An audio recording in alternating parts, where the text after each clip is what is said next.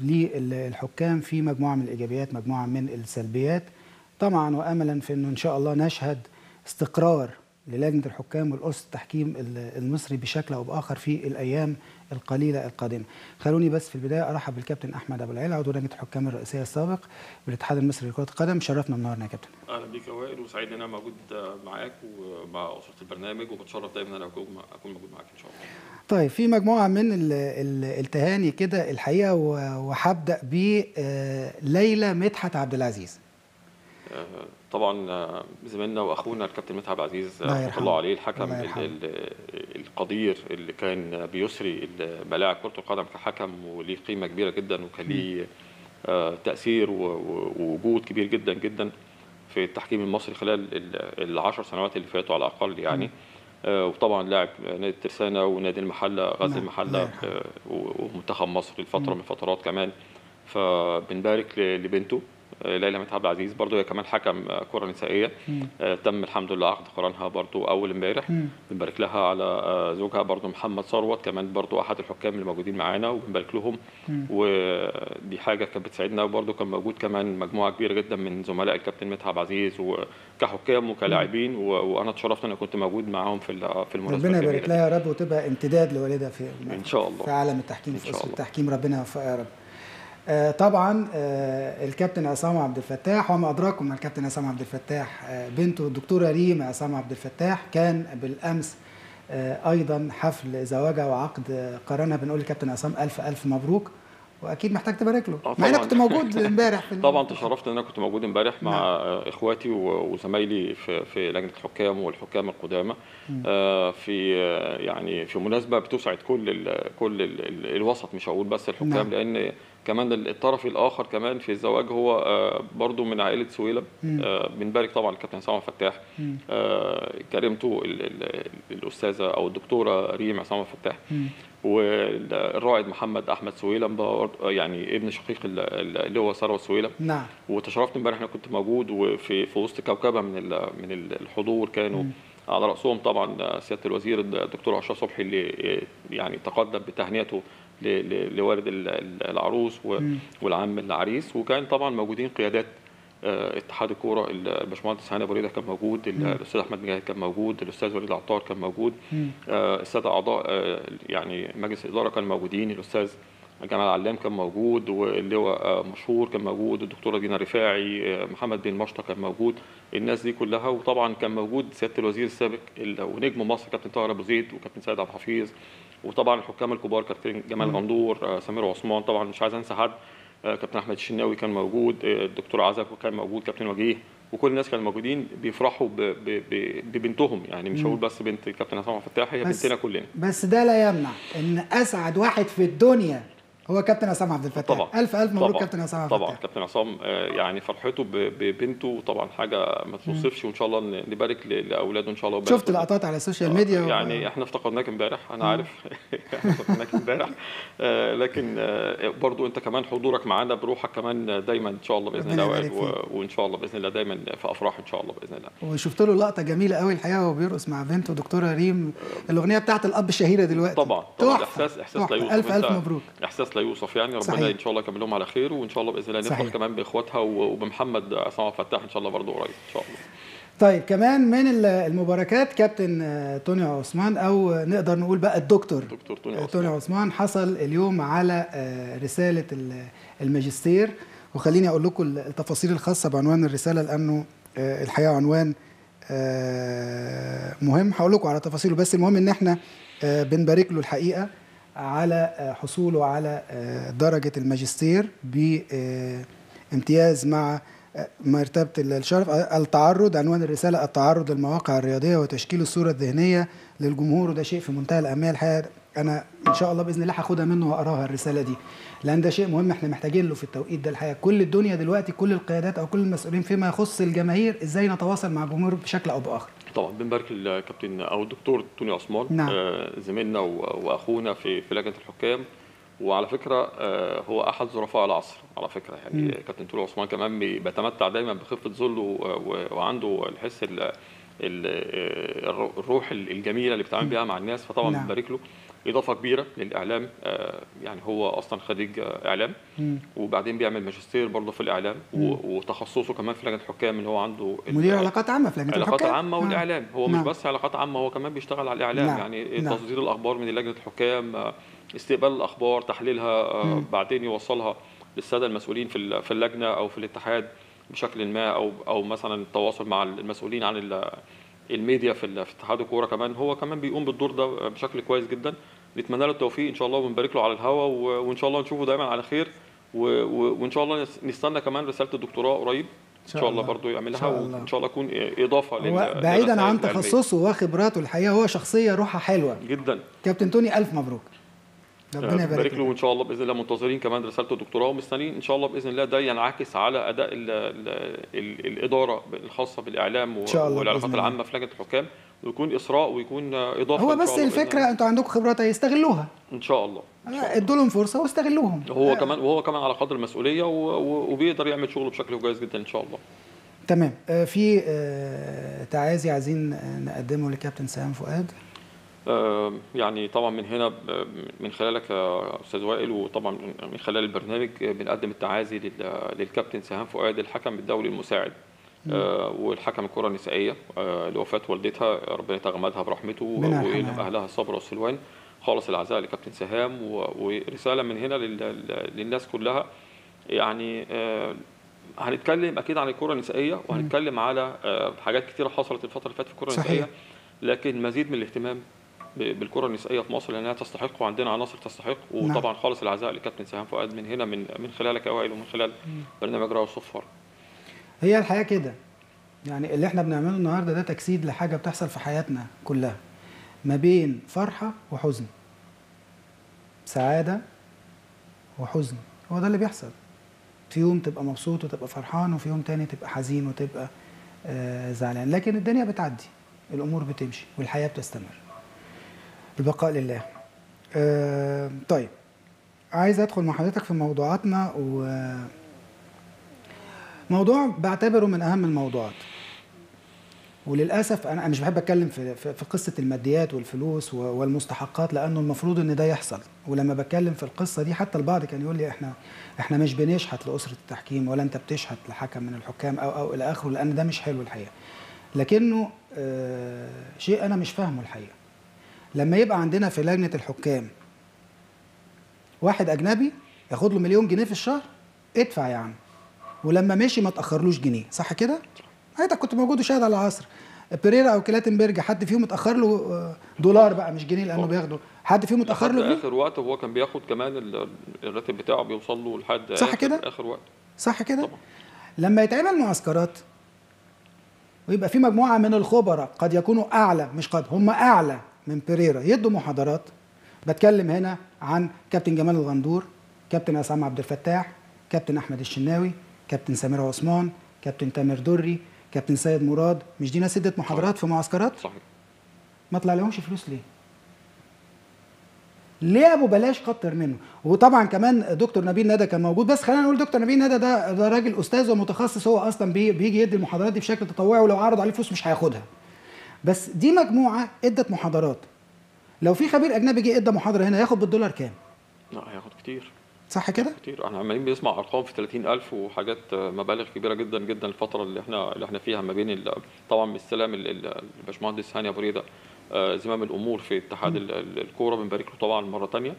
ويعني الفتره الجايه دي، يعني اعتقد كلمه خبير اجنبي، علشان يتقال على كلمه حد يجي يبقى مسؤول عن التحكيم المصري كخبير اجنبي، اذا لم يكن على قدر ما نطمحه وما نامله لتطوير التحكيم المصري بشكل صحيح، يبقى التحكيم المصري اولى والخبير المصري اولى، لان احنا عندنا اسماء صحيح. اعتقد صحيح. انها عندها من القدره والكفاءه، اذا حصل عندها الدعم والاعلام والحشد الاعلامي، زي ما كل الناس بتتكلم النهارده على الخبير الاجنبي.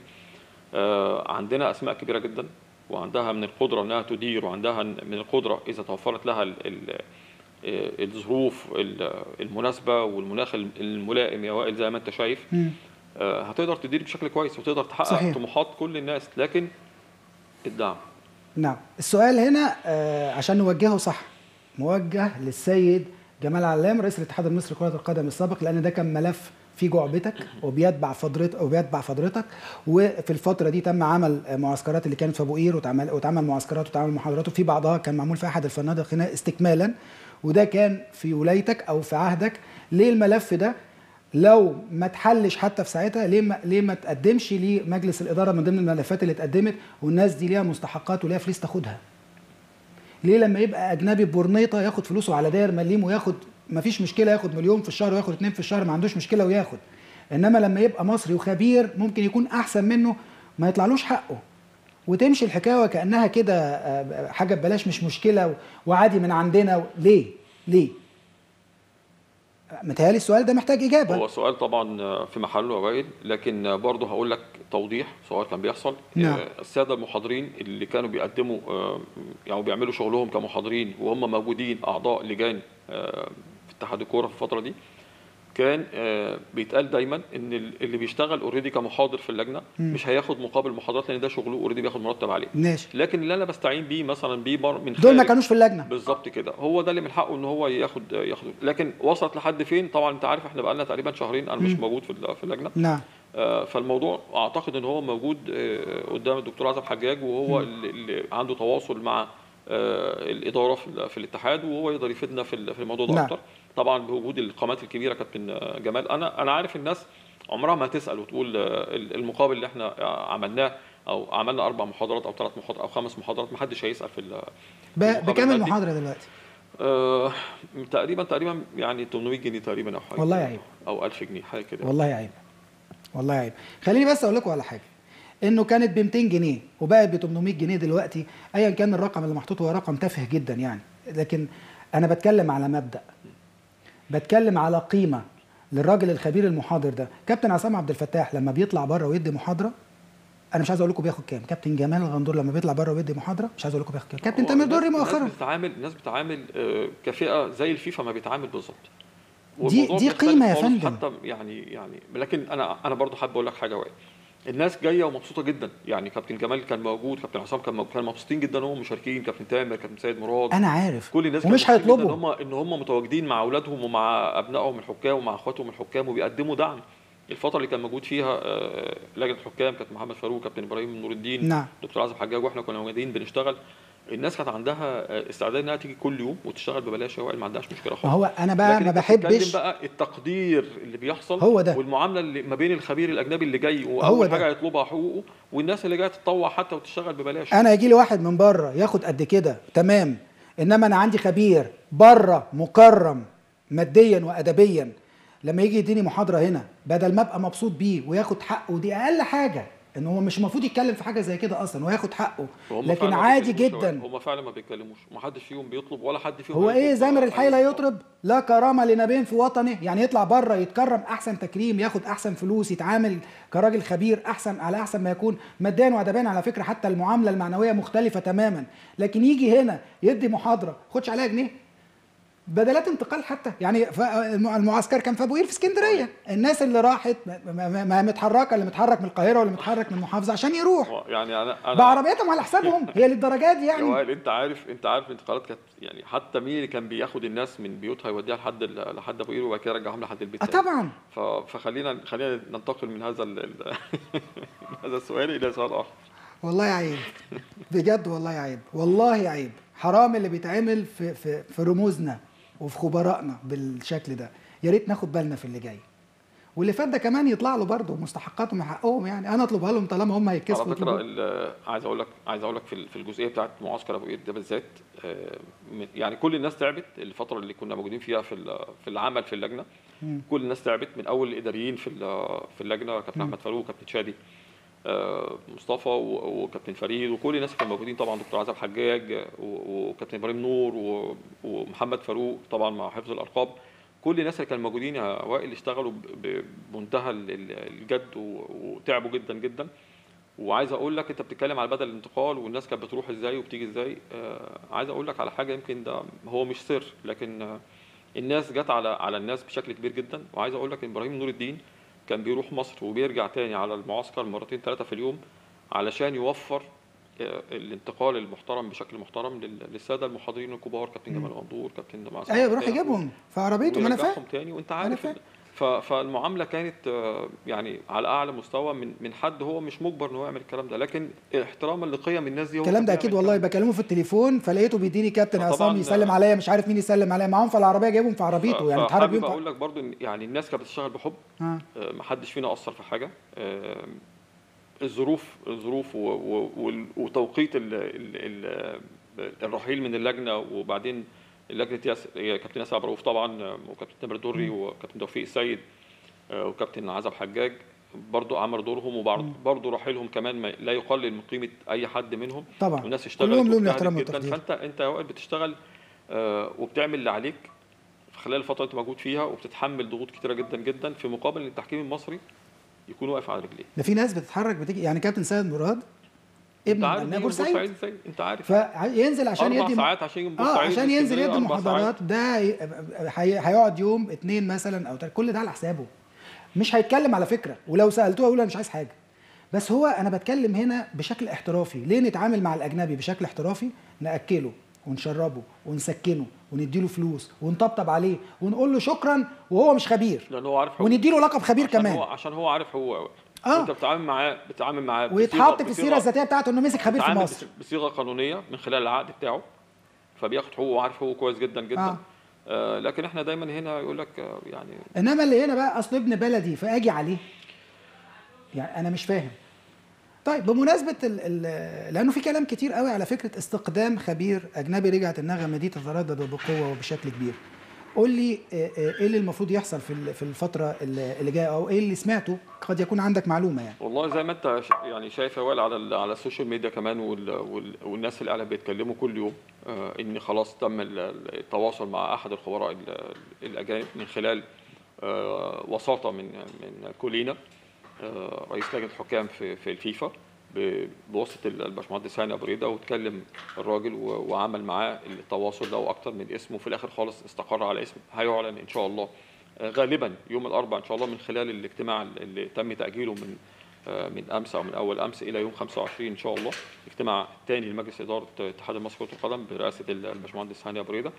وفي الغالب ان شاء الله هيتم اعلان رئيس اللجنه، واعتقد ان في خلال بعد الاجتماع الفني اللي هيتم ده هيتم اعلان الاسم، وكمان الناس المعاونين للخبير الاجنبي اللي جاي ان شاء الله. بس هقف هنا عند حاجه مهمه جدا يا وائل، ان الخبير الاجنبي الذي يقدم للتحكيم المصري ما يستحق التحكيم المصري يستحق التواجد. اذا لم يكن خبيرا على قدر المسؤوليه وقدر طموحات التحكيم المصري وجمهور كرة القدم في مصر، إذا لم يكن على هذا القدر، فأعتقد إن إحنا عندنا الحمد لله الأسماء اللي ممكن تدير الملف التحكيمي بشكل صحيح، إذا توفر لها الدعم اللازم وما نكسرش في بعض. طيب نقول حاجة بصراحة بشهادة كده بجملتين ورزقنا على الله. اتفضل.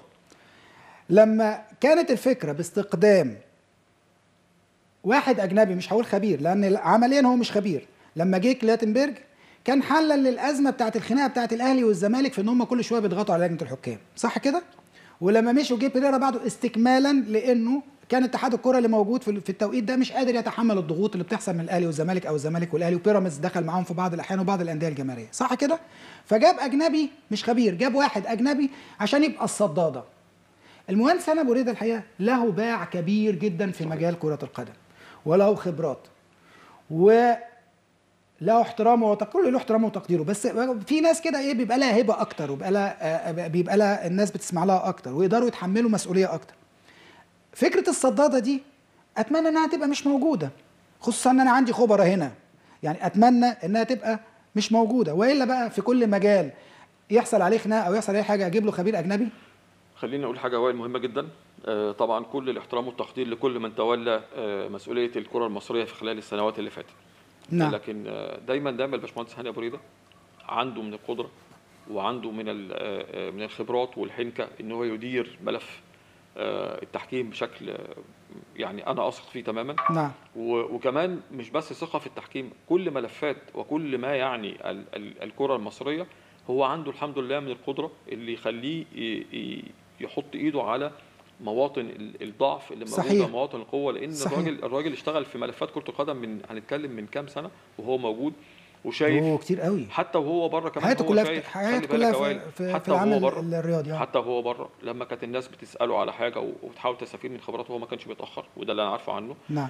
شخصيه من الشخصيات القويه اللي ما عندهاش مشكله انها تتكلم مع الانديه، وتتكلم مع كل المهتمين، او كل الاطراف المهتمين بكره القدم المصريه، وحتى بس صناعه الرياضه كمان، مش بس كره القدم. فوجوده في الفتره دي كان مهم جدا جدا. نعم. عشان يعمل التوازن او يعيد التوازن مره ثانيه للكره المصريه. وان شاء الله في خلال الفتره الجايه دي هيكون في حاجات كتيره جدا هو هيشتغل عليها، واولها ان احنا بنشوف مواطن الضعف اللي موجوده فين في ملفاتنا، ونبتدي نشتغل عليها. تمام. واول حاجه بيعملها هو ان هيبتدي يدي للناس كل واحد مسؤول، وفي الاخر خالص هيبقى فيه متابعه. لكن خلينا اقول حاجه ثانيه يا وائل، انا بشتغل في التحكيم المصري، وعايز اصلح التحكيم المصري، وعايز اقول ان انا عندي تطوير. انا بقدم منتج كره القدم المصريه، ومن خلال منتج كره القدم المصريه انا كمان عندي المنتج النهائي في التحكيم هو الحكم المصري. وفي كل المسابقات، من اول الناشئين والقطاعات والجمهوريه لحد المستوى الاعلى اللي هو دوري النيل، اللي هو ده الشكل العام بتاعنا، وهو ده الصوره، وهو ده الايمج بتاع كره القدم المصريه. نعم. اذا لم يكن هناك تطويرا فعليا لمستوى الحكم، والحكم يستجيب لهذا التطوير ويؤدي بالشكل المطلوب، اعتقد يا وائل ان الحكام نفسها لازم تقف مع نفسها كمان وقفه. ما عنديش شك 1 في الألف في الحكام ان هم يستجيبوا للتطوير لسبب، لازم، لان حكامنا باللي بيحصل ده، وبالرغم من كل المشاكل اللي واقعين فيها دي، حكامنا من احسن الحكام الموجودين في افريقيا. الموضوع بدليل القائمه الدوليه. الموضوع مش اسماء هتدير التحكيم، الموضوع مش اسماء خبراء اجانب، الموضوع مش معسكرات، الموضوع مش، في الاخر خالص لازم يكون في ناتج. طب خليني اقول لحضرتك يبقى احنا خليني اقول لحضرتك ان البدايه لازم تحس بالمسؤوليه. تمام. خليني اقول لحضرتك ان البدايه كانت من بره اتحاد الكوره فيما يخص موضوع ملف التحكيم ده. المجلس الاعلى للاعلام حط مجموعه من الضوابط قد يكون بدا يتم تطبيقها او هيتم تطبيقها بدايه من يناير 2025. كل سنه وحضرتك طيب. الضوابط دي هي اول حاجه في خط سير حمايه اسره التحكيم بالكامل بما فيها الحكم. نوجه رساله من هنا يا وائل للباشمهندس خالد عبد العزيز. طبعا. ونقول له اولا شكرا، واسعدتنا واديت لنا امل كبير جدا جدا في الحفاظ. مش هقول بقى على المنظومات، انا بتكلم على الشارع المصري، بتكلم على الشارع المصري. اول خطوه في حمايه التحكيم. بتكلم على الشارع المصري، مش بتكلم على التحكيم بس يا وائل. نعم. احنا النهارده بنتكلم على تنظيم الاعلام. الاعلام اللي بيأثر في الشارع، مش بس بيأثر في التحكيم. بس ده مش مجال. انا بتكلم على الجزء بتاع الغاء فقره التحليل، على الجزئيه الخاصه بقى بحمايه حمايه الحكم من الهجوم اللي كان بيحصل والاختلافات اللي بتحصل، اللي احنا كنا ممكن نقول ايه، هنا وجهات نظر، هنا كذا، لكن في، انت عارف وعارف كويس جدا، متاكد ان كان في بعض الاراء كانت بتستهدف جسد التحكيم المصري. طبعا ترند يا فندم.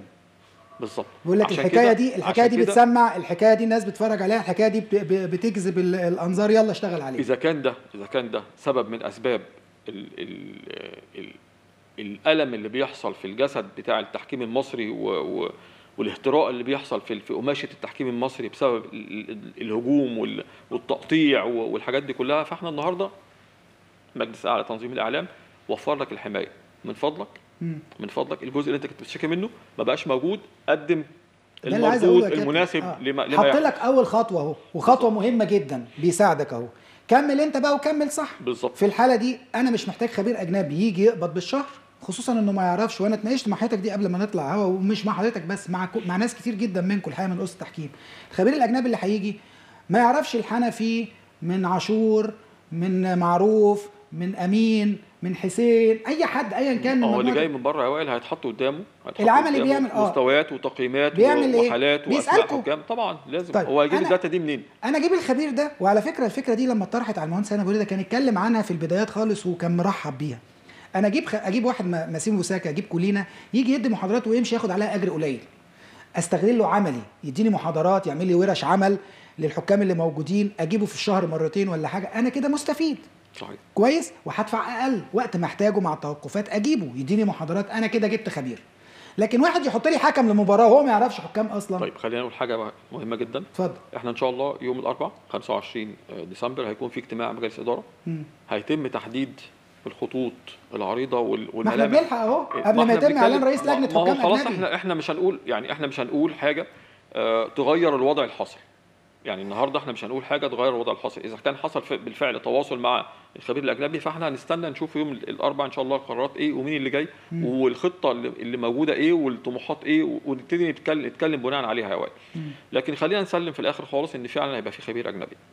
ونقول حاجه تانية، الخبير الاجنبي هو هيبقى مسؤول عن الجزء الخاص بالحكام اللي هيلعبوا في الدوري الممتاز فقط، دوري النيل، ومعاهم الجزء الممتاز او القسم الثاني الف، ولا هيبقى على كل الحكام من اول القاعده لحد اكبر حكم موجود النهارده في القائمه الدوليه. اذا كان الشكل العام او الخطه انها تشتغل على تطوير حكام من اول الصفر لحد اكبر حكم موجود، اهلا وسهلا، وان شاء الله تكون على قدر طموحات وامال كل المنظومه. نقول حاجه تانية برضه يا وائل، ان هرجع تاني واقول ان الحكم هو اساس نجاح المنظومه. مش هقول المدير ولا هقول رئيس اللجنه ولا هقول عضو اللجنه، وكل واحد موجود في مجال يا وائل، يا ريت كل واحد يتحمل مسؤولياته وقدم اقصى ما يمكن تقديمه لحمايه والحفاظ على التحكيم المصري. وبعدين بقى نبتدي العجله تدور بشكل كويس ان شاء الله، ونبتدي نستفيد كلنا. اذا كان الراجل جاي يطور حكام، لازم يطور محاضرين، ولازم يطور كمان الساده المقيمين الحكام او مراقبين الحكام، وكمان لازم كل حكم يستفيد من كل اللي بيتقال، ما يبقاش بس الشغل مع فئه معينه ونسيب الباقي الناس كلها يعني كل واحد يجتهد بقدر ما هو يقدر. يعني التطوير لازم يكون على كل المستويات. صحيح. طيب في بعض الاخبار كده هناخدها معانا عشان ما ننساهاش لانها من الحاجات المهمه برضو. كابتن وجيه احمد يتولى الاشراف على تعيينات الحكام حتى نهايه ديسمبر. ماشي، بس هو انا عارف كابتن وجيه بيعمل ايه، وحضرتك عارف يعني المجموعه اللي موجوده بياخدوا اراء بعض، بيبقى معاه دكتور عزب، بيبقى معاه كابتن توفيق السيد، يبقى معاه المجموعه اللي موجوده الحقيقه، وبياخدوا اراء وبيحطوا هم هو اللي موجودين دلوقتي الدكتور عزب، كابتن وجيه طبعا، كابتن وجيه كقائم رئيس لجنه الحكام، كان الدكتور عزب مدير اللجنه، ومعاه الكابتن فهيم عمر والكابتن جهاد جريشه والكابتن هشام صلاح مصطفى. دول اللي موجودين دلوقتي في اطار اداره كابتن توفيق اعتقد موجود معاهم كمان. لا كابتن توفيق مش موجود. معقول؟ كان اسمه مطروح في الاول. لا كان موجود مع كابتن ياسر عبد الرؤوف. ما بقاش موجود في احنا وائل برضو عشان تبقى عارف، احنا خلال معلش شهرين. انا اسف اعذرني، اصل التغييرات بتحصل كل اسبوعين. صحيح. احنا كابتن ياسر تواجد لمده شهر، وبعدين تولى المسؤوليه بعديه الكابتن وجيه احمد. لجنه الحكام باتحاد الكره تقرر عقد اجتماعات دوريه لتثقيف الحكام. مش عارف، انا بتمنى بس ان من ضمن التثقيف يبقى في محاضرات، لانها نجحت بالفعل قبل كده للاعداد النفسي. لازم نتكلم فيها، لان الدكتور نبيل ندى زي ما حضرتك برضه ذكرت اسمه طبعا قيمه علميه كبيره جدا، وطبعا انا دايما بشكره على تواصله مع كل افراد منظومه التحكيم، والراجل تعب جدا جدا مع الناس في بدايه الموسم في معسكرات الحكام اللي كانت في ابو قير، وكان تقريبا مقيم بشكل دائم مع الحكام، بيتكلم معاهم ازاي تتعامل مع الضغوط النفسيه من قبل المباراه واثناء وبعد المباراه. واعتقد ان هو وجوده كمان في الفتره اللي جايه دي كقيمه علميه يقدر يساعد بيها ويقدم، يعني برضو كمان عنده مشروعات وعنده حاجات ممكن يقدر يفيد بيها تنظيم يعني التنظيم بتاع لجنه الحكام والعمل ما بين المناطق، وازاي، لان الراجل كمان كان عنده خبرات يا وائل في العمل في امريكا لفتره من الفترات. نعم. وكان بيشتغل على تطوير الجانب النفسي وتطوير اداء الحكام في امريكا. ده كان من ضمن الحاجات يعني. فطبعا الراجل عنده قيمه كبيره، فلازم نستفاد منها طبعا. ده بس في حاجه كمان اهم من كل خبراته دي والكتاب اللي عمله وتاريخه بشكل علمي مع التحكيم، هو بيحب قوي التحكيم والحكام. طبعا وغيور جدا جدا على التحكيم، غيور لما بيلاقي مباراه فيها حد بيمس التحكيم بحاجه او تعليق اتقال بيمس التحكيم بحاجه، بيبقى الراجل بيبقى يعني مستثار جدا، وبيبقى بيحاول يدور على حلول، وازاي يتواصل مع الحكم عشان يكلم معاه، وازاي يتواصل مع اللجنه عشان ما بيسيبش ماتشات يا وائل غير لما بيتفرج عليها ويشوف تصرفات الحكام، ازاي المانجمنت بتاعتهم في بعض المواقف، وبيتكلم هل اللي انا قلته في المعسكر ده بيتطبق ولا لا، او الناس بتستفاد منه ولا لا. وطبعا هو جهده مشكور يعني. نعم. طيب في بعض الاخبار كده هناخدها عناوين بس، لانه الحقيقه انا مش مقتنع ببعض تفاصيلها، في اعتقادي دي اجتهادات صحفيه، كامل الاحترام لكل من اجتهد، بس في اعتقادي الكلام ممكن يبقى مش مقنع شويه. اتحاد الكره يفضل التعاقد مع خبير اوروبي للجنه الحكام ويستبعد اللاتيني. ادي واحد. ابو ريده يتواصل مع كولينا قبل الاستقرار على رئيس لجنه الحكام الجديد. هو كولينا ده مشي من الاتحاد الدولي وانا مش لا، ما زال موجود. ما زال موجود. طيب يعني كولينا يسيب الاتحاد الدولي يجي يمسك الاتحاد؟ لا، هو كان بيتواصل معاه مش عشان يجي يمسك اللجنه، لكن كان بيتواصل معاه عشان ممكن يطرح او يعني طيب. يعني يعمل مقترح لبعض الاسماء اللي ممكن يتواصل معاها وشايف انها ممكن تكون مناسبه لاداره التحكيم. بص الخبر ده كمان، السويسري ماسيمو بوساكا يقترب من رئاسه لجنه الحكام باتحاد الكره. هو برضه ساب؟ اذا كان موجود في لجنه الحكام وفي الفيفا الفتره الجايه فاعتقد الموضوع هيبقى صعب. لكن اذا هو قرر او الفيفا قرر ان هو مش هيبقى موجود، اعتقد يعني بقيمه الباشمهندس هاني ابو ريده وبقيمه الكره المصريه، اعتقد مش بعيد ان ممكن يكون في اسم كبير موجود. روسيتي وبوساكا ابرز المرشحين لتولي مهمه رئاسه لجنه الحكام. انا اقول لكم انا مبتسم ليه وبضحك ليه. كابتن وجيه احمد يرحب بالعمل مع الخبير الاجنبي في رئاسه لجنه الحكام. طب انا عايز اقول لكم على حاجه، كابتن وجيه ممكن يكون ما اتسالش عن الموضوع ده ولا اتكلم فيه اصلا لحد الفرح امبارح وهم موجودين، ما اعتقدش ان الكلام ده حصل. جهاد جريشه مستمر في لجنه الحكام مع الخبير الاجنبي. مين اللي قال؟ حد يعرف حاجه؟ ده لسه الاجتماع يوم 25 هيقولوا وهيعملوا فيه. محدش في لجنه الحكام يا وائل يعرف اسم الخبير المطروح ان هو يكون موجود معانا. يعني ودي حاجه انا متاكد منها تمام. اقرب الاخبار للصح. اتحاد الكره يحسم اسم الخبير الاجنبي لرئاسه لجنه الحكام في اجتماع الاربعاء. يحسمه يعني يجيب او ما يجيبش. خلينا نقول ان الحسم بالشكل ده قد يكون اقرب الاخبار للصح، يعني اقربهم للصح. ده المنطقي. يعني انا مش هطلع النهارده اسماء قبل ما اقعد في الاجتماع واتفق على الاسماء اللي انا اتكلمت معاها. يعني كابتن توفيق السيد بيقول لجنه ياسر عبد الرؤوف من انجح الفترات التحكيميه. والله كل المجموعه الحقيقه كل المجموعه كلهم يستحقوا الاحترام ويستحقوا التقدير، وكل واحد بيجيد في حته وعنده نقاط ضعف في حته، لكن لما تيجي تدي درجات لكل اللي موجودين هتلاقيها كده ما بين السبعه وما بين التسعه. يعني معنى كده ان هم كلهم كويسين، مفيش حد بياخد 10 من 10. شوف يا وائل، احنا عايزين برضو نقول حاجه مهمه جدا قبل ما تخلص الاخبار بتاعتك.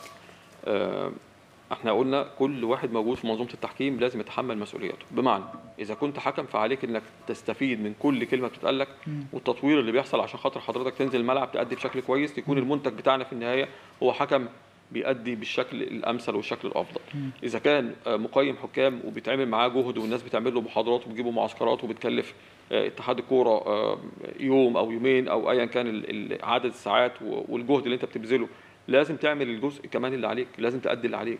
السيد المحاضر المسؤول عن المحاضرات والسيد المحاضر المسؤول عن تطوير ومتابعه حكام المناطق عنده في المنطقه، او اذا كان داخل لجنه الحكام، ادي الدور اللي عليك علشان الناس تستفيد.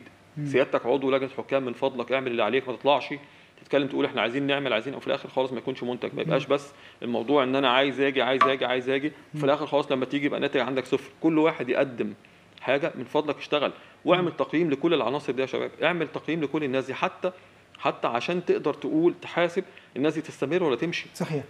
طيب في خبر كده وهنقول له وهقول عليه فكره جايز تساعد برضه بشكل او باخر.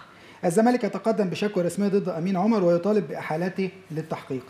انا جات لي فكره الحقيقه زي ولهم كل التحيه والتقدير والاحترام. الحقيقه المجلس الاعلى للاعلام لما اخذ بعض القرارات بمنع الفقرات اللي هي التحكيميه الخاصه بالتحليل اللي بتحصل عشان ما يحصلش نوع من الاسفاف على الحكم او غيره في شكل حمايه للحكم.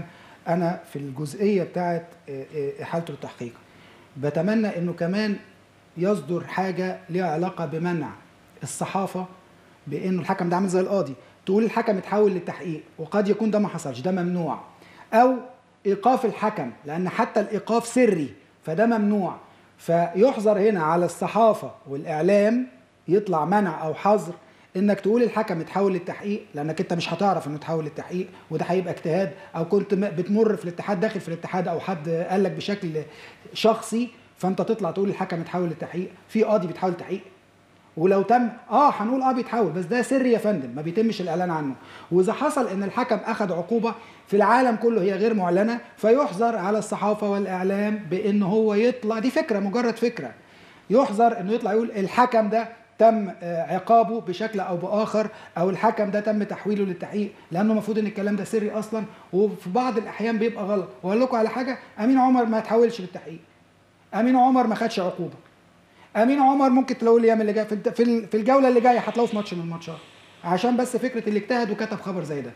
صحيح. هو طبعا انا بتفق معاك تماما على موضوع الضغط والهجوم اللي بيحصل على الحكام من خلال السوشيال ميديا، واعتقد ان شاء الله خلال الفتره الجايه دي الموضوع هيتوقف تماما ان شاء الله.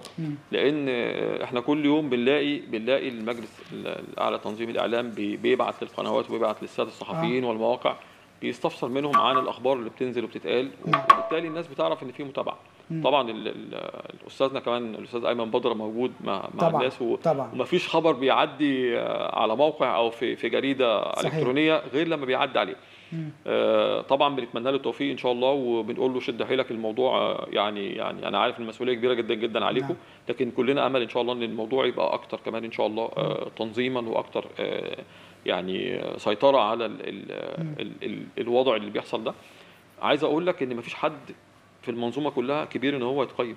كلنا ممكن نتقيم عادي جدا جدا، لكن مين اللي قيم؟ هو الشخص المسؤول صحيح اللي هيقيم. يعني لجنه الحكام هي اللي بتقيم الحكم، وفي النهايه اذا رأت ان الحكم اخطأ بيعاقب بقدر الخطأ اللي هو ارتكبه. صحيح. اذا لم يكن هناك خطأ من وجهه نظر لجنه الحكام فالموضوع خلاص بيبقى الموضوع منتهي، لكن لازم يتوضح.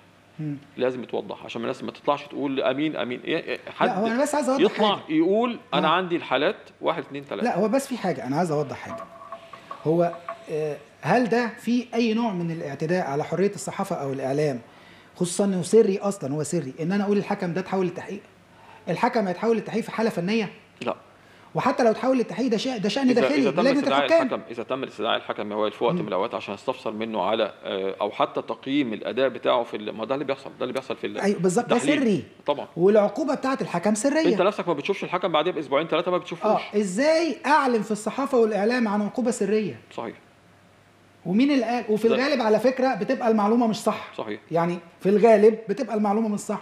يعني في بعض الاخبار، على فكره انا جالي خبر بيقول انه مش بس تحويل امين عمر لتحقيق، لا، ايقاف امين عمر. ده انا خبر انا قريته. طب انا عايز بس اقول لك حاجه برضه يا وائل، من فضل يعني الناس المسؤوله اللي الانديه بتتواصل معاها وبتتكلم معاها بالتليفون وبيسالوا، فانت مش يعني ما تراضيش النادي وتقول له ان انا عملت لك كذا في فلان مثلا يعني انا كمان كمسؤول ما ينفعش اطلع، لانه ده بيتسرب بعد كده. بالظبط كده. عشان كده بقى، عشان فكره التسريب يعني كل واحد في المكالمات اللي بتحصل بيننا وبين بعض بين المسؤولين في الانديه، يعني ما تجاملش النادي وتقول له او تريحه وتقول له ايه لا ده احنا هنعمل لك كذا او راضي.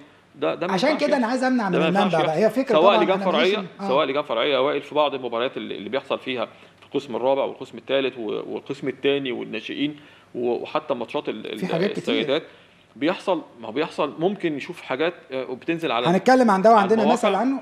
بس انا بس هي ايه، انا طبعا مش بتدخل، لكن هي كلنا في الاخر بنطرح مفيش عقوبه معلنه طالما ما فيش عندي حاجه مخله بالشرف او حاجه بعيد عن كره القدم عن مخله بالشرف، ده معناه انه بقى بره التحكيم خلاص. الناس كلها تعرف عارف بالظبط زي ايه، زي حكم المحكمه او زي النيابه لما بتمنع الناشر مش هيستخبى بالظبط كده. الفكره في ايه؟ دي مجرد فكره، احنا مش بنتدخل طبعا. لجنه ضبط الاداء الاعلامي وليهم كل التحيه والتقدير الحقيقي، بيبذلوا مجهود كبير من ساعه ما تولوا، رغم ان التولي ايام، لكن شغالين بشكل كويس جدا.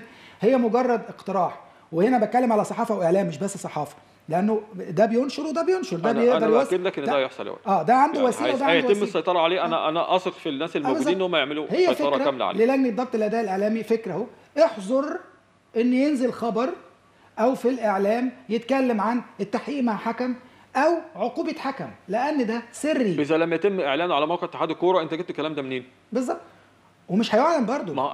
اذا تم اعلان اي خبر عن اي حكم او عن عقوبات بتوقع على اي حكم او اي حد في المنظومه وما نزلتش على اتحاد الكوره، يبقى من فضلك ما تتكلمش فيها. في اللجنه انا بتكلم عن اصل اذا دي بتفتح استثناءات. حضرتك بقالك سنين طويله كنت في اللجنه، صح كده؟ في حكم عندكم اتعاقب اعلنتوا عنه؟ لا يتم الاعلان. طب خلاص، هي الفكره في كده. فبدل ما يبقى اجتهادات، وهي في الغالب 90% منها اجتهادات غير صحيحه، نوقفها خالص. طيب خلينا نقول حاجه ثانيه في الجزء ده يا وائل. اتفضل. الحكم الذي يؤدي بشكل مناسب وعنده كمان الاداء بتاعه على ما يأمله اللجنه وبيأدي بشكل كويس، يستمر في اخذ المباريات واللعب والشغل بتاعه. اذا حصل ان اي حكم من الحكام دول لم يتطور اداؤه ولم يؤدي بالشكل المطلوب، وكان يستوجب استبعاده لفتره من الفترات، او حتى استبعاده من المستوى الفني اللي هو بيلعب فيه او المستوى اللي هو بيلعب فيه، من فضلك قيم الحكام واستبعد من لا يصلح. من فضلك استبعد من لا يصلح، نعم. علشان ما تبقاش ده عبء على المسابقه وما يبقاش عبء عليك انت كمان كمسؤول. انا نعم. النهارده لما بيكون عندي مجموعه حكام بتأدي في مستوى معين والاداء بتاعهم على افضل ما يكون في المستوى ده، والاقي واحد بعيد تماما عن المستوى ده وبرضه بدور له على مباراه وبديله مباراه وعشان يعني اعتبارات اخرى، نعم. لا ما تخليش حد من الحكام يبقى عبء عليك. صحيح. وفي نفس الوقت الحكم اللي مش هيأدي ويكون ماشي مع الناس في ركب المسابقه اللي هو بيلعب فيها على مستوى المأمول في هذه المسابقه، من فضلك استبعده، ابعده ونزله على المستوى الاقل او حتى اللي بعديه كمان. ما تبقاش ده عبء عليك انت كمان. صحيح. هو بس خلينا بس نتفق على شيء، ان اللي حضرتك بتقوله ده في منتهى الاهميه لكنه يحصل جوه لجنه الحكام. بالظبط.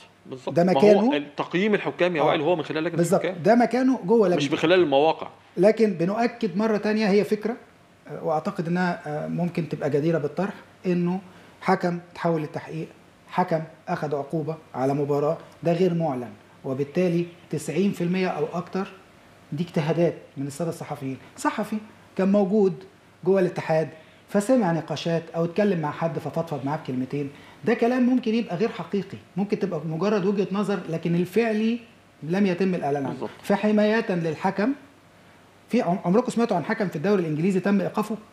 حد يطلع لي خبر بالمنظر ده؟ احنا عندنا بس اعمل عليه جايزه. لا كاداء فني ما بيحصلش الاعلان عن مرتشي، ده موضوع تاني بقى. بص تلاقيه تم احنا سمعنا في الفتره اللي فاتت استبعاد احد الحكام من منظومه الحكام المحترفين في الدوري الانجليزي، بس ده ما كانش ليه علاقه بادائه خلال المباراه. بالظبط. ده كان ليه دعوه بان هو اساء الالفاظ واستخدم الفاظ وتهكم واساءه لافراد. ده بره الحاله الفنيه، ده بره الفنيات، لكن في الفنيات هم عندهم تقييم تاني خالص. انا بدي لك فلوس يا وائل. طيب انا كمحترف باخد فلوس بالزبط. من خلال ان انا موجود. انما ده مثل حي. موضوع امين عمر دي حالات فنيه. ده مش موجود تماما اعتقد. دي حالات فنيه صح كده؟ عمرك شفت حكم بره بيقول لك احنا حاولنا التحقيق واحنا وقفناه ولا مش عارف ايه عشان حالات فنيه؟ لا طبعا.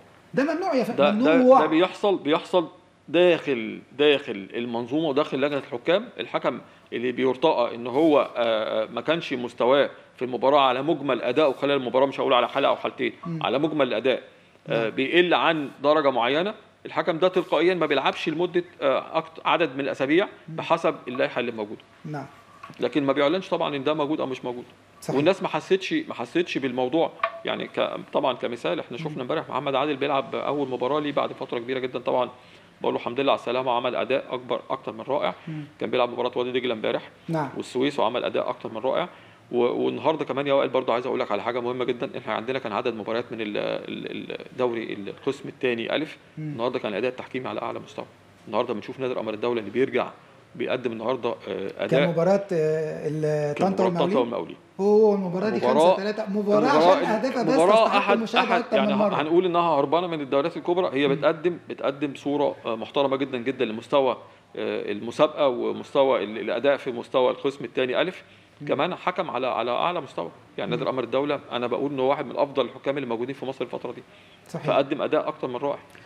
طيب من ضمن الحاجات اللي دايما بنتكلم عنها فيما يخص حمايه الحكام، طبعا اللي بيبقى في الدوري الممتاز بيبقى متشاف الضغوط على الحكام بتبقى اقل شويه رغم ان هي مش قليله.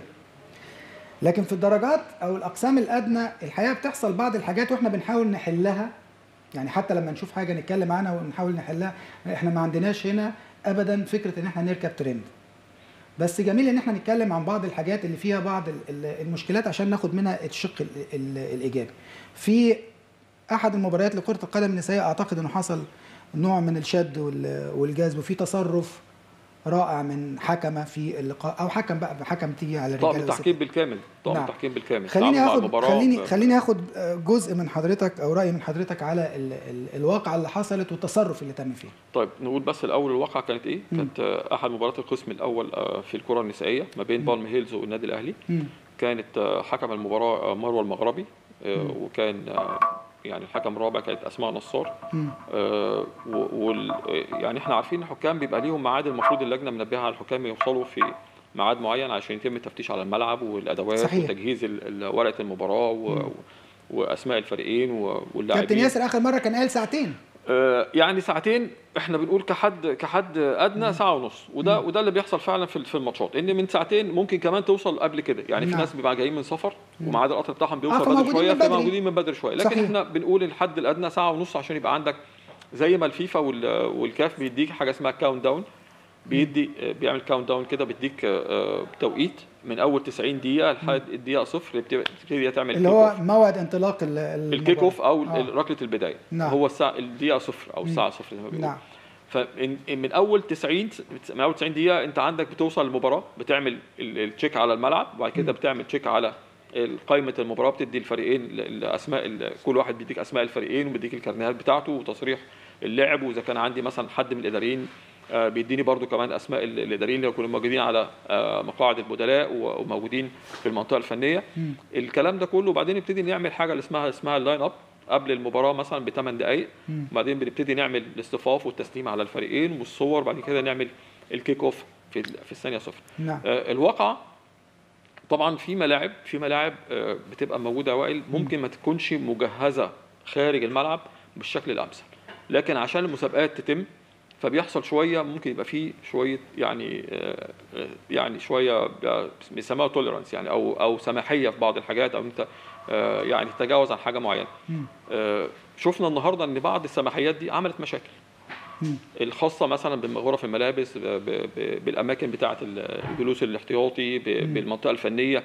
اذا كنت انت بتدير مسابقه وعايزه تنجح على اعلى مستوى في كره القدم في مصر اللي هو كره القدم النسائيه، وعايز تنجح المسابقه، مش عيب ابدا انك تاخد كل الاشتراطات دي وتعملها وتطبقها بشكل صحيح. على الاقل في المستوى الاول اللي هو المسابقه، اكبر مسابقه عندك في المسابقه. بالتالي المسؤولين عن النادي الاهلي كانوا بيتكلموا في حق من حقوقهم مثلا، او شايفين ان اوضه خلع الملابس ما كانتش، او غرف خلع الملابس ما كانتش مناسبه بالنسبه لهم، او مش محدده، او مش مجهزه بشكل صحيح فابتدى طبعا ده شكل مش صحيح.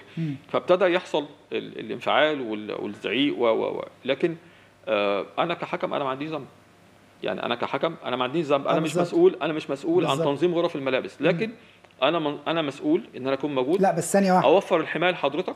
ثانيه واحده، اوكي، ولو في اي حاجه اقدر اكتبها في السكور اقدر اكتبها في التاريخ. انا هنسى ثانيه واحده، الحكم مش مسؤول عن ان غرفه الملابس في الملعب اللي هو المفروض ملعب مستضيف المباراه فيها مشكله بالظبط، بس طبقا للائحه والقانون هل غرفه الملابس من الحاجات اللي يلغي بسببها المباراه؟ بس كده هو ده انا يهمني ده. يعني ده يلغي مباراه؟ لا. طب جميل، اتفضل. فبالتالي وصول الحكام لملعب المباراه وابتدى يشوفوا الملعب. انا مش هقدر اخش اشوف غرف ملابس الفريق لان ده مسؤول مسؤوليه المراقب ومسؤول مسابقات صح كده؟ بالظبط، ويكتب في تقريره بالظبط. فهو بقى يقول بقى غرفه الملابس كانت فيها حاجه، كان فيها مشكله، ما فيهاش اضاءه، فاللعيبه اضطروا ان هم يغيروا في الطرقه في الملعب في الباص بتاعهم، لان انت هتشوف يا وائل في ماتشات الناشئين، بعض ماتشات الناشئين الفرقه بتيجي بتغير في الباص. بس في حاجه يا كابتن ماشي برضو معلش انا اسف بقطع كتير لانها حاجات مهمه. فكره دول بنات طبعا هتغير في الطرقه؟ لا طبعا، يعني لا لو طبعا. شباب ماشي بتعدي، عشان كده انا بقول رجاله بتعدي، عشان كده بقول لك لكن بنوته هتغير في الطرقه صعب قوي. الجزئيه الخاصه بتنظيم المسابقه وتنظيم المباراه هي خاصه بمراقب المسابقات، وجزء لا يخص الحكم مش طرف فيها، مش طرف، تمام. لكن الحكم لما يكون في الطرقه في اشتباك قبل المباراه، حتى من حق الحكم لو في حصل اي اشتباك، اي حاجه حصلت قبل المباراه ياخد اكشن تجاهها، يدونها في التقرير. وده اللي حصل من بناتنا طبعا، وبشكرهم على ان هم تعاملوا مع الموضوع بحكمه، والمباراه اقيمت على فكره احترافيه قبل الحكمه كمان، في احترافيه حصلت وطبقا للائحه. مفيش تجاوز حصل من الحكام. ايه المشكله بقى؟ اللي حصل ان الحكم الرابع كانت موجوده وشافت الوضع اللي حاصل، اللي هي اسماء نصار. وبالتالي بتكلم المسؤولين بتقول لهم يعني بشكل ما طب حضرتك لو في اي حاجه نقدر نعملها لحضرتك نكتبها في التقرير، هنكتبها في التقرير بالظبط. فطبعا كان الرد بعد كده ان انت مالك انت وانتوا مين وبتتكلموا معانا بصفتكم ايه؟ طب انا حكم المباراه، لو انا مش هتكلم معاكم مين اللي هيتكلم معاكم؟ انا مثلا شايف قدامي حاجه واشتباك حصل وزعيق حصل اكتبه في تقرير يا فندم. بالظبط. وبالتالي لما وصلت الحكم طبعا الحكم الرابع الكلام ده كله اثر عليها نفسيا، وابتدت تشوف الكلام اللي اتوجه لها والطريقه اللي اتعاملت بيها. تكتب في تقريرها يا فندم. في الاخر هي بنت فصعب عليها نفسها. فابتدت تبكي وابتدت تاخد من نفسيتها شويه، ومن يعني الموضوع صعب. وبعدين هي حكم، هي يعني بتأدي دورها كحكم رابع، لكن هي اصلا كمان حكم وحكم مرشح للقائمه الدوليه. بنوته مش هنقدر نمنع بنوته منها. فانا عايز اقول بس اول حاجه الاحترام المتبادل ما بين كل اطراف المنظومه هو ده اللي مطلوب. ايه اللي تم في الموضوع ده؟ الحكم وصلت المباراه وبعدين سمعت طبعا الواقعه وشافت زميلتها بالشكل ده، فبتسالها في ايه، قالت لها 1 2 3 4. هي كانت اسماء كانت وصلت بدري شويه والمساعدين. الحكم وصلت بعديهم بشويه، لكن خلال الوقت اللي لازم توصل فيه. نعم. وابتدت تسمع. والاداري موجود بيعمل السكور شيت، فبلغته قالت له من فضلك بلغ ان السيد المسؤول عن الجهاز الفني للنادي الاهلي ومش هيتواجد في الملعب لانه هو مطرود بسبب اللي حصل. وقالت الصح، لان انا بالنسبه لي بكتب في التقرير وبوجه ان الشخص ده ما يكونش موجود على مقاعد البدلاء. صحيح، من حقها تدي له كارت اصفر او تدي له كارت احمر طبقا لما هو متعارف عليه. طالما دخلت الملعب شوف الواقع اكتب قبل بدء المباراه اقدر اطلع اصفر واحمر. بدات المباراه وانا بعمل الاصطفاف بتاعي ونازل الملعب. طبقا للقانون هي يحق ليها الطرد قبل المباراه كده، تطرده انه ما ينزلش على الملعب. انا دخلت الملعب دخلت الملعب وهبتدي المباراه قبل صفاره البدايه حتى تدي له كارت احمر. وشافت ان حد من الناس الموجودين ضرب حد اطرده. طيب تدي له كارت احمر. هي عملت كده، ادته كارت احمر. عملت كده لانها لما دخلت الملعب قالت له يا كابتن احنا وجهنا ان حضرتك ما تبقاش موجود في الملعب. فطبعا ابتدى يبقى فيه كلام تاني، وابتدى يبقى فيه موقف تاني حصل ما بين بقى اتنقل من الحكم الرابع طبعا لحكم المباراه. هي بتتكلم بمنتهى الاحترام والادب، وبتتكلم هي عارفه بتتكلم مين. بتتكلم كابتن مصر كابتن شادي محمد. يعني طبعا اللي حصل بعد كده ان حصل كلام، وحصل زي ما قالوا ان في البادي لانجوج وحاجات اتقالت. هي بتقول له يعني احنا نبهنا ان حضرتك ما تبقاش موجود لان 1 2 3 4. فابتدى هو كمان يرد، وفي الاخر خالص قالت حضرتك عندك كارت احمر اتفضل. بعدين الامن جه والموضوع اعتقد يعني هي بدات المباراه في ميعادها اعتقد يعني، او ممكن ما اعرفش البدء المباراه هيكون في بعد ما حصلت الواقعه دي حصل في التوقيت صحيح ولا اتاخر شويه علشان في مواقف ثانيه حصلت. لكن في النهايه هي عملت التقرير بتاعه وقدمته للجنه الحكام، والامر دلوقتي قدام لجنه المسابقات. احنا حكامنا وبناتنا بالذات محترمين او محترمات، وبيقوموا بشغلهم بيعملوا شغلهم. الاحترام المتبادل لو ما كانش موجود يا كابتن وائل المنظومه مش هتنجح. مش بس كده، انا عايز اقول حاجه بقى. الدوري ده حديث العهد، واحنا بنبداه على نظافه زي ما بيقولوا. المفروض نلتزم بكل اللوائح والقوانين. طبعا. وبعدين دول بنات، فلما يبقى في المنظومه حد من الرجال، وخصوصا لما يبقى نجم، مع كامل احترامي كابتن شادي محمد، ده المفروض حضرتك اللي تهدي الامور، وحضرتك تتعامل بشكل عقلاني، وحضرتك اللي بتمتلك الخبرات. ولما يبقى في مشاكل حصلت في الطرقه زي ما حصل، ده انت اول اللي يهديها طبعا. مش انت اللي تشترك فيها وتوصل انك في الاخر تقول يعني معلش البنوته. انا عايز اعرف بس البنوته يعني عندها كام سنه وحضرتك عندك كام سنه؟ يعني اختك الصغيره، مش هنقول حاجه غير كده يعني. ازاي واحنا بطبيعتنا شعب شرقي، حتى الستات بنتعامل معاها بمنتهى الرقي والاحترام، بنتعامل معاها كانها اختك او بنتك. ازاي تخانق معاها اصلا؟ انا برضه اقول حاجه وائل، يمكن الاحداث اللي حصلت ما بين الاجهزه الفنيه يعني سواء الفريقين والعصبيه اللي حصلت ما بين الفريقين في نفس اللحظه دي حصل انتقال للحوار مع طرف الحكام، فبالتالي كان نفس الانفعال اللي موجود ما بين الطرفين اللي هم يخصهم المباراه او طرفين المباراه اتنقل في نفس اللحظه دي بالانفعالات دي اتنقلت للحكام. وده يعني لازم. لا وبعدين في حاجه، هو الانفعال بيجيب حق يعني. حضرتك يعني على فكره كان المفروض لو تم التعامل بشكل احترافي مع الحاله، البنات اللي غيرت بره دول، ده تقرير يا فندم بيتكتب بكتاب لجنه المسابقات. ما ينفعش انا عندي مشكله مثلا مع الفريق المنافس او المنظم اتخانق مع الحكم واروح انقله للحكام. يعني انا ذنبي ايه؟ انا ما عنديش ذنب. مع الاخذ في الاعتبار ان الحكم مش دوره ياخد اكشن في حاجه زي كده. عندي مراقب مسابقات موجود. ولو مش موجود يتم تبليغه. يعني هم ما اسهل انك تتواصل مع الناس بشكل غير احترافي للاسف. يعني بس برضو بنوجه من هنا ان الانديه يعني من فضلك راعي الاشتراطات، على الاقل الحد الادنى من الاشتراطات اللي موجوده في الملاعب، علشان الناس لما تيجي لك ضيوف عندك، انت جاي لك ضيف، طب هيروح فين الضيف؟ هيروح فين؟ هيقعد فين؟ لا، في الاهم فيما يخصنا تحكيم طبعا. من فضلك التعامل باحتراف طبعا بشكل احترافي وقانوني مع الحكم. لا مش هقول احتراف، هقول احترام. يعني على الاقل يكون في احترام متبادل بين. لا سيبك من الاحتراف. يعني ممكن اتعامل معاك باحترافيه ماشي، لكن ما فيش احترام متبادل بيني وبينك. لا لازم اتعامل معاك باحترام قبل الاحتراف. احترام متبادل قبل الاحتراف، عشان المنظومه زي ما انت قلت كده المسابقات تكمل. يعني النهارده الحكم دي لو لغت المباراه ومشيت، حقها هتعمل ايه كمسابقات؟ انت هتحلها ازاي؟ حقها انت ما هو كل واحد هيطلع بقى. هنيجي على الحكم بقى ونقول ازاي الحكم لغت المباراه. لا الماتش ومشي وازاي مش عارف ايه، والحكم ما يستحق. لا الحكام بيبقوا رايحين اساسا بيبقوا مبسوطين وعايزين يتبسطوا وعايزين يستمتعوا بادائهم في المباراه. ما انت حضرتك مش متخيل انك لما تتبلغ بالمباراه بيبقى سعادتك قد ايه انك رايح تعمل مباراه، تلعب مباراه طرفها النادي الاهلي او طرفها نادي صحيح. سين. وده اللي عايز اقوله، ان البنات دلوقتي بقى عندهم فرصه. كانت الاول تحلم في مباراه للرجال فقط، بس مباراه طرفها الاهلي والزمالك تحلم بيها البنات مذاعه. النهارده الاهلي بقى له فرقه، الزمالك بقى له فرقه، الفرق الكبيره دي ليها فرق للسيدات. فاكيد كل حكم من المحكمات اللي موجوده بتتمنى تحكم المباريات دي.